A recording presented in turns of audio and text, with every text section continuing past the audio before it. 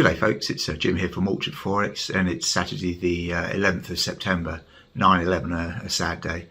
Well, the FX markets are particularly uninspirational at the moment, tracking sideways. The dollar's not doing a great deal. It's stuck in a pretty tight range, and it seems to me that that could be the way of it in the coming week as well. The real action at the moment is in the stock market indices.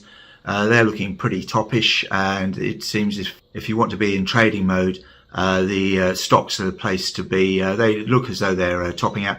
On Friday, the stock markets were hurt really by the US PPI numbers, the producer price inflation. That was higher than expectations and came on top of higher numbers that came out of China the previous day.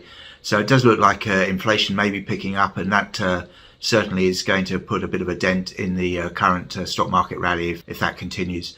So apart from that, the commodities are fairly choppy, and they're likely to remain so, I think, unless we see any real directional move from the US dollar. The calendar this week is not all that heavy. We've got inflation data from various countries, the US, the UK, the EU, I think, and retail sales numbers. They're coming out as well. We'll have a look at the calendar at the end of the video, but in the meantime we'll go and have a look at the chart, starting with the dollar index as normal. Okay folks, so here we have a weekly chart of the dollar index, and as you can see, really since mid-June we really have been in a fairly tight range. The markets have been a little bit depressing for trend traders like myself, looking for some momentum either way. We really haven't seen any now for a few months, and it doesn't really appear as though at this stage we're likely to do very much different in the coming week. The weekly momentum indicators are turning pretty flat. This neckline that we've mentioned before, we still hang right on it really. The downside potential, sort of 91.85, 91.75, something like that, and the top side we're not seeing really much above 93.50, and that's the extent of the range. So I'm lacking a little bit of inspiration here really for anything to do. We'll have a look at the daily charts. And here on the dailies, the indicators had been pointing lower, but they've pretty much flattened out. The dollar did make some slight gains really on Friday, but it stayed within the weekly range. The euro remains above 118. I actually think we could see a little bit of action in the euro on Monday on the short-term charts. We're going to have a look at that in a minute. But for the time being, as I say, I think this sort of 90, well, down towards 92 and above 93, I think early in the week. There's not a whole lot out early in the week as far as data goes to move the markets, and it seems to be it's going to be politics, if anything, that drive any directional move. Without further ado, we'll go and have a look at the euro, because there is a slight interest there in the hourly charts. Okay, so we start with a daily chart of the euro, and the indicators are pretty much flat. So I think we'll probably see a bit more sideways trade early in the week. The 55-day moving average, the brown line here, that seems to be providing support at about just around 118, and if we go through there, I guess we can head back down to maybe to 117, but that seems an outside range at the moment.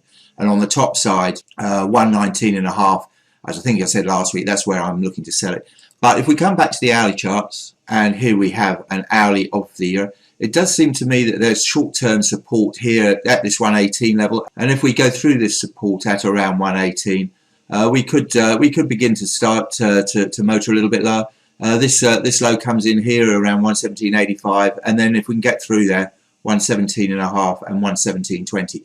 Can't really see anything to push it all the way lower on Monday, but I think I'd rather be short euros than long if you're looking for a trade. The hourly charts do seem to point a little bit lower. The 4 hourlies are not telling us a great deal, but it just looks a little bit heavy to me, and I think we could possibly see some downside.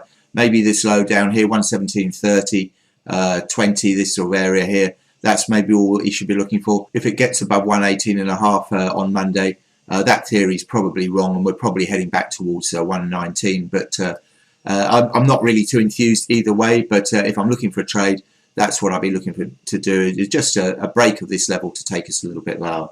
Moving forward to dollar yen. And realistically, I'm staying well away from that. This is a 4-hour chart, and all the way back to April of this year, we've been chopping around. I guess you can trade the range if you wanted to, maybe buy it at 109. I think I said this last week, and sell it above sort of 110.5, or maybe these levels here, 110.5, with a stop loss at above 111 really. Apart from that, there's nothing directional going on, and personally I'm leaving dollar yen well alone. Sterling, here we have a daily chart of sterling, and that seems to be trading really between the 200, the pink line, and the 100-day moving averages. Not doing an awful lot. The indicators once again are pretty flat. The 4-hour charts not telling us an awful lot. We've obviously got some toppish price action up here to 138. So maybe if it gets back up there, 138.85 or so, with a stop loss probably above 139.25. On the downside, you probably look to buy it for the next session or two to 137.25. But I think we're probably stuck within this range for the time being. And once again, I'm a little bit bereft of ideas, so I'll probably leave it alone. The Aussie and the Kiwi have been a bit more interesting. Here we have a daily chart of the Aussie, which has been drifting lower. It's seen a bit of a rally as risk sentiment improves despite the lockdown conditions in Australia. That's kind of faltered at the end of last week as the stock markets moved a little bit lower. The daily indicators are not telling us an awful lot, so once again, I'm pretty neutral. We'll go back and have a look at the 4-hour charts, and they're not telling us an awful lot either. Out of preference, I think if we saw a break of this sort of 73.40 level on Monday, I'd probably be looking to sell it for a move towards 73 and maybe 72.75. The 4 hours, once again, they're pretty neutral really, but with the stock markets looking a bit heavy, we might see some downside pressure on the Aussie. On the top side, well, really, if we did see 74 cents again, I'd be a seller there, and with a stop loss placed above this sort of 74.75 level, which has been the recent high. Just have a look at the hourlies quickly, and here we have an hourly chart. So the indicators here do look a little bit heavy for Monday. 100 and 200 moving average, hour moving average, crossing at 73.85. So we might not even see 74 cents. Maybe sell it at this level. More conservative traders would look for a level of 74 and above perhaps to sell into, but not expecting a great deal on Monday, maybe just a small drift lower. And further out during the week, I wouldn't be surprised if the stock markets do come lower, and I think that's possibly likely, then the Aussie is going to remain under a bit of pressure. Same applies to the Kiwi, and here we have an hourly chart of the Kiwi, and we're sitting really right on this 100 and 200 hour moving average, which is providing support at the moment. I was long a bit of Kiwi from way back here somewhere, but I did get stopped out at 70.75 during the week. Managed to pick the low there, and it's since rallied, but I suspect we're going to head back in that direction. The hourlies don't look very healthy for the early start on Monday. The 4-hour charts not telling us a great deal, possibly heading slightly lower, but I think quite honestly, if we see 71.5 again, you'd probably look to sell into that. I suspect we are going to see a move back to that 70.75 level, and if we get through there, then the 38.2 FIBO level is down around here, around 70 cents. And at some stage during the week, albeit not on Monday, it wouldn't be surprising to me to see another test of that. That's enough on the currencies. There's really not an awful lot going on, as I say, but the real action appears to be in the stock market indices, and we'll go and have a look at those. And here we have a daily chart of the S&P 500, and the S&P actually made its 5th consecutive lower close on Friday, and it has come back really to test this long-term rising trend support, which if we close that up a little bit, that goes right back to March 2020 when the markets bottomed out at the beginning of the pandemic, and we're now coming back for another test of this. Previously, every test has met with buying interest, and it may be that we go that way again. But if I widen this up a little bit more again, the daily indicators do point lower, so I do think we're probably likely to see a more stern test this week, and we could see a run down towards 44.25. It's the 55, or 44.20 is the 55-day moving average, and the 100-day moving average down here about 43.20. On the 4-hour charts, as you can see, we're still currently hanging on, but the indicators do point lower for a heavy start to the week. There'll be FIBO support here. That comes in at the 44.25 level as well. Below there, 43.90, and this low way back here, 43.50. And it wouldn't really surprise me in the next week or so to see us get down there. The indicators generally look pretty heavy. The weeklies remain overbought as they have for quite some time, and actually do appear to be turning slightly lower. So out of choice, I think this is where, if you're looking for a trade, I think being short the stock market is probably the way to go, at least early in the week. If we go forward and look at the Dow, the S&P here is holding on to its trend support. The Dow, as you can see, has already broken it and has already come back to test this 100-day moving average. So it's closed back below 35,000 for the first time in a while now, and I suspect we've probably got more downside ahead of us. The dailies do look heavy, and the weekly, even more so than the S&P, suggests that we've got more downside potential ahead of us. So I'm looking for the markets to remain a bit heavy. The Aussie market also looks heavy. Here we have a daily chart of the ASX 200. It has come down. It's met its own 100-day moving average. This red line here, that was the previous all-time high, the pre-pandemic high. Let's have a look at that. Going way back to here. Wouldn't really surprise me. This is down to 7,200. It wouldn't surprise me in the next week or two to see a test of that. But there's plenty of buying around. There's plenty of buying interest. There's a lot of cash sitting on the sidelines looking for a home because bank accounts are not paying any interest at all. So people are wanting to put their money somewhere for a return. So I think if we do see further downside, it's probably going to be relatively orderly. And I'd be looking to buy it down around these levels over the next few sessions if we see it. That's the stock markets. Moving along to the metals. And here we have a hourly chart of gold, which really has been pretty choppy within its recent range. After this steep sell-off of a couple of weeks ago, we've had this recovery and then this movement sideways. Closed fairly heavy on Friday.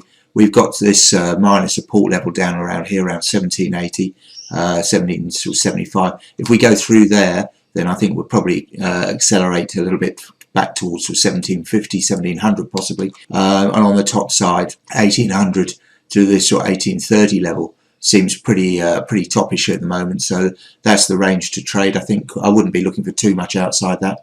The daily indicators not telling us a great deal. We've got 100 and 200 day moving averages sitting here around sort of this 1815 level, and they seem to be a bit of a magnet. So it wouldn't surprise me to see at some stage gold come back and test this level. But really, I think the direction of gold and silver probably depends on the dollar, and given that I don't really think that's moving anywhere too fast in the coming week anyway, I suspect we'll probably just chop around at current levels. If anything, though, I'd suspect it may weigh a little bit heavy, and a test of 17 3/4 wouldn't really surprise me. Silver, equally, that looks a little bit heavy on Friday at the start of the coming week. It closed towards its lows. There's support back down around here, around this sort of 23.35 down to 22.85 level. I think that's probably a kind of buy area for the short term. Certainly, if we see it as sort of 24.80-85 again, that will be a sell level. And I think for the time being, you just trade that range. Oil, equally, oil's been very choppy recently. 67.5 being the low side and sort of 70 the top side. At the moment, we are testing this trend resistance, and a break could see a move back towards sort of 71. I'm not really quite sure what to make of oil at all. If we're going to see a global slowdown, then oil's going to struggle on the top side. But the daily charts, if anything, they look very mildly positive, but we're sitting close to this 100-day moving average. Personally, I think early in the week at least, we're likely to continue to do so. So right now, I'd probably trade the range, look to sell it above 70, and look to buy it really on any sort of dips towards sort of 68 with a stop loss below 67.5.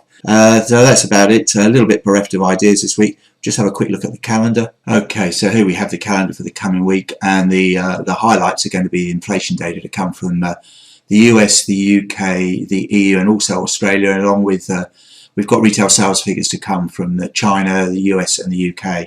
So going through it day by day. Monday's pretty much empty, so we probably expect a pretty flat start to the week. Tuesday, a little bit of secondary Australian data, the UK unemployment figures, and then we, as I say, we get the US CPI numbers, for August on Tuesday, and then heading into Wednesday we get retail sales from China, as well as the house price index and the press conference as normal. And then on Wednesday in the European session we get the UK inflation data, EU industrial production, and Canadian CPI as well. But that's about it. We get some secondary US data, capacity utilization, that sort of thing coming out Wednesday afternoon. Heading into Thursday, we start off with the New Zealand Q2 GDP, and then head into the Australian employment figures. What are they expected to show this week? A loss of 70,000 jobs because of lockdown, and the unemployment rate moving back up towards 5%. So that's unlikely to help the Aussie. Later in the day, we've got the US retail sales and the Philly manufacturing Fed data, the weekly jobless claims, of course. And then on Friday, we've got the EU CPI coming out, along with the consumer sentiment index, preliminary consumer sentiment index for September. Earlier, we've got the UK retail sales as well. So that's about it for the week. It's not a very heavy data week. It'll be the inflation numbers will be the main event, but otherwise it looks like it's going to be political headlines that are likely to drive any momentum, any directional moves. So we'll have to wait and see, but until next week, we'll leave you to it. Have a good one, and talk to you then. Cheers.